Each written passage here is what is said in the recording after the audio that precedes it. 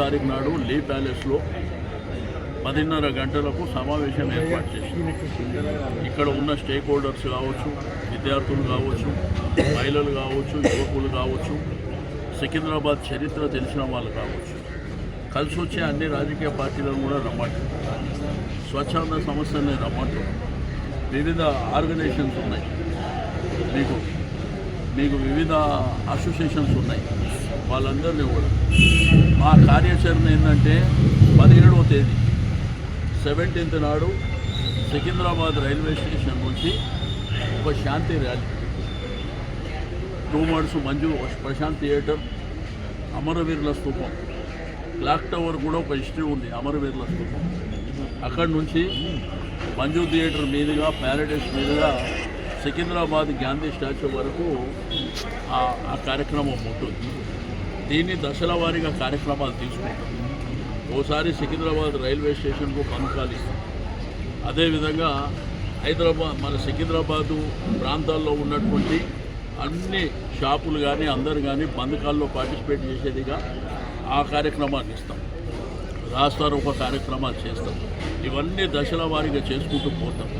ఇది ఎవడు అబ్బసొత్తు కాదు, ఏదో రాచరిక పరిపాలన ఉన్న నా ఇష్టం ఉన్నట్టు చేసుకుంటా అంటే చరిత్రను మారిస్తా అంటే ఎవడు ఒప్పుకునే పరిస్థితి లేదు.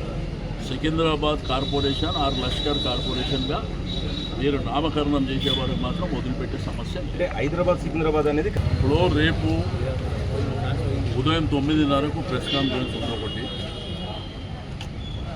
11th లీ ప్యాలెస్లో మీటింగ్ ఆర్గనైజ్ చేస్తున్నాం. ఎందుకంటే చరిత్ర ఉన్నటువంటి సికింద్రాబాద్ని దాని రూపురేఖలు లేకుండా సికింద్రాబాద్కు చరిత్ర ఉంది. రాజశేఖర రెడ్డి గారు 202 సంవత్సరాల ఏదైతే పైలాన్ ఇక్కడనే బుద్ధ పౌర్ణిమ ప్రాజెక్టు దగ్గర కర్బల మైదాన్ దగ్గర వాళ్ళు వేసారు. సికింద్రాబాద్ అంటే లష్కర్ బోనాలు, రాష్ట్రపతి విడిది, defence, Secunderabad railway station, arts college, medical college, దీంతోపాటు సికింద్రాబాద్ పరిసర ప్రాంతాలు అంటే బొల్లారం కావచ్చు, బోయినపల్లి కావచ్చు, ఇక్కడ సికింద్రాబాద్లో ఉన్నటువంటి అంటే చరిత్ర ఉన్నప్పటి నుంచి జంట నగరాలు, ట్యాంక్ బండ్ అటువైపు హైదరాబాద్, ట్యాంక్ బండ్ ఇటువైపు సికింద్రాబాద్, కొత్తగా ఏర్పడినటువంటి మల్కాజిగిరి గ్రామం, సైబరాబాద్ గ్రామం, శంషాబాద్ గ్రామం, అవి గ్రామాలు కాలక్రమేణా విస్తరింపబడ్డాయి. కానీ చరిత్ర ఉన్నటువంటి సికింద్రాబాద్ పేరు మార్చి 3 కార్పొరేషన్లుగా, ఒకటి హైదరాబాద్, ఒకటి సైబరాబాద్, ఒకటి మల్కాజిగిరి, అంటే సికింద్రాబాద్ చరిత్ర మార్చేటువంటి ప్రయత్నం.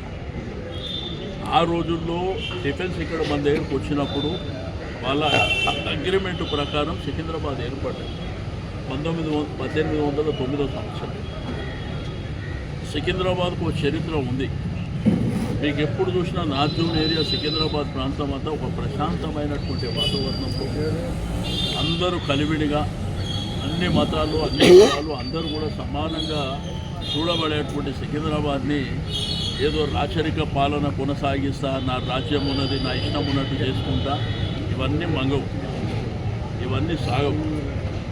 సికింద్రాబాదు కార్పొరేషన్ లష్కర్ కార్పొరేషన్ అని ఏర్పాటు చేసే వరకు దీన్ని వదిలిపెట్టే సమస్య లేదు. హైదరాబాద్ అనేది సికింద్రాబాద్ అనేది 2 జంట నగరం. ట్యాంక్ బండ్ అటువైపు హైదరాబాదు, ఇటువైపు సికింద్రాబాద్. నీకు దమ్ముంటే హైదరాబాద్ పేరు మాట, ఆ ధైర్యం ఉంటే హైదరాబాద్ పేరు మాట. జంట నగరాలు అని దేన్ని అన్నారు? జంట నగరాలని దేన్ని అంటారు? ఒకటి హైదరాబాద్, ఒక సికింద్రాబాద్. సికింద్రాబాదు స్వతహాగా కార్పొరేషన్ ఉండే,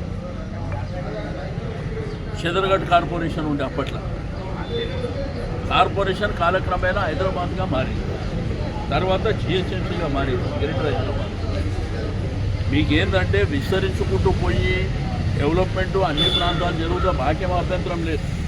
మల్కాజిగిరి డెవలప్మెంట్ అయినా అభ్యంతరం లేదు. సైబరాబాదు, శంషాబాదు ఇవి కాలక్రమేణా మేమే చేసుకుంటూ వచ్చినాం. మీరు కొత్తగా చేసింది కూడా ఏం లేదు. కానీ ఇక్కడ ఉన్న పద్మారావు నగర్ వాళ్ళు మల్కాజిగిరి పోవాలి, ఇక్కడ ఉన్న పద్మారావు నగర్ వాళ్ళు శంషాబాద్ పోవాలంటే ఎందుకు పోతారు? దేనికి పోతారు? ఇక్కడనే కార్పొరేషన్ ఉంది. ఇదే మన యశోద్ హాస్పిటల్ ముంగట ఉన్నదే కార్పొరేషన్ ఆఫీస్ అది. కాబట్టి దీనికి ఒక చరిత్ర ఉన్నది. రెండోది మేము ట్యాక్సులు కడతలేమా? మా ప్రాంత ప్రజలు ట్యాక్సులు కడతలేరా? కాబట్టి ఎట్టి పరిస్థితుల్లో దీన్ని వదిలిపెట్టే సమస్య లేదు. దీన్ని చాలా సీరియస్గా తీసుకెళ్తాం. పేరు మార్చి లష్కర్ కార్పొరేషన్గా పెట్టే వరకు ఎట్టి పరిస్థితుల్లో అరే భారతదేశం ప్రపంచం గర్వపడే బోనాల జాతర లష్కర్ బోనాలు జరుగుతాయి. నువ్వు ఆ పేరు మారుస్తామంటే ఏం నీ తాత జాగినట్టు. దీంట్లో వేరే పార్టీ ఎవ్వరు కలిసి వచ్చేవాళ్ళు ఎవరున్నా మాకు అర్థం కాదు. ఇది రాజకీయాలకు అతీతంగా ఒక పార్టీ పక్షాన కాదు. సికింద్రాబాద్ వాస్తవ్యులుగా మేము ఇక్కడ పుట్టి పెరిగిన వాస్తవ్యులుగా దీని మీద ఇంట్రెస్ట్ ఉన్న ప్రతి వాళ్ళని రావాల్సిందే. డీలిమిటేషనే ఒక తప్పుల తడక. ఎవరైనా డీలిమిటేషన్ చేస్తే ఫిజికల్గా ప్రజల దగ్గరికి పోయి ప్రజల ఒపీనియన్ తీసుకొని చేస్తారు. ఆడ కూర్చొని గూగుల్ మ్యాప్లో తీసుకొని డీలిమిటేషన్ చేస్తే ఫస్ట్ టైం. ఇంత పెద్ద గ్రేటర్ హైదరాబాద్ని 150 డివిజన్లు ఉంటే 300 చేసేదాన్ని ప్రజల అభిప్రాయం తీసుకోవాలి కదా. ప్రజాప్రతినిధుల అభిప్రాయం లేకుండా గూగుల్ మ్యాప్లో తీసి మీకు ఇంతెందుకు జిహెచ్ఎంసీల కౌన్సిల్లో దీని మీద చర్చ పెడితే నేను స్టేట్ అవే మేయర్ గారిని అడిగిన, నీకేమన్నా తెలుసా అన్న? నాకు కూడా తెలియదు అంటే ఇంతకంటే దారుణం ఏమన్నా ఉంటుందా? కాబట్టి సికింద్రాబాద్ కార్పొరేషన్ లష్కర్ కార్పొరేషన్గా నామకరణం చేసే వరకు ఎట్టి పరిస్థితుల్లో మేము విరమించేది ఉండదు. రేపు మార్నింగ్ కూడా మీకు కూడా ఇన్విటేషన్ ఇస్తున్నాం. మార్నింగ్ 9:30కి మన దగ్గర ప్రెస్ కాన్ఫరెన్స్ ఉంటుంది. చాలామందిని పిలిచినాం. 11th నాడు లీ ప్యాలెస్లో అందరినీ పిలిచినాం. ఆ తర్వాత 17th ప్రోగ్రాం కలుపుతున్నారు. కానీ ఇప్పుడు జిహెచ్ఎంసీ విషయంలో కంటోన్మెంట్ అనేది సపరేట్గానే ఉండిపోయింది. ఏమంటారు? నేనేమంటున్నా, కంటోన్మెంట్ అనేది ఒక డిఫరెంట్ అంటే గవర్నమెంట్ ఆఫ్ ఇండియా కంట్రోల్లో ఉండేటువంటి కంటోన్మెంట్స్ దేశవ్యాప్తంగా ఉన్నాయి. వాళ్ళు ఒకసారి ఏంటంటే మాకు అభ్యంతరం లేదు జిహెచ్ఎంసీలో కలుపుతామని. బట్ వాళ్ళు నిర్ణయం తీసుకోవాలంటే దేశవ్యాప్తంగా తీసుకోవాలి. ఒక కంటోన్మెంట్ మీద నిర్ణయం తీసుకునే అధికారం ఉన్నప్పటికీ వాళ్ళు అంటే డిఫెన్స్ మినిస్టర్ తీసుకోవాలి. వాళ్ళు అది తీసుకోలేకపోయారు. వాళ్ళు తీసుకుంటా కూడా సంతోషం.